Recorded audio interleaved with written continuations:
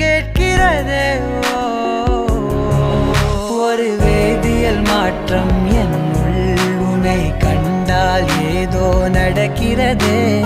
இடையில் ஊர்வலம் செல்ல என் விரல்கள் ஏனோ துடிக்கிறதே. காதல் ஏன் கவியே, நீ என் அருகில் வந்தாலே உலகம் ஏன் இருளுது, பகலிரவாய் மாறுது. வளைவினில் எல்லாம் வளைந்து தொலைந்து போவேனா.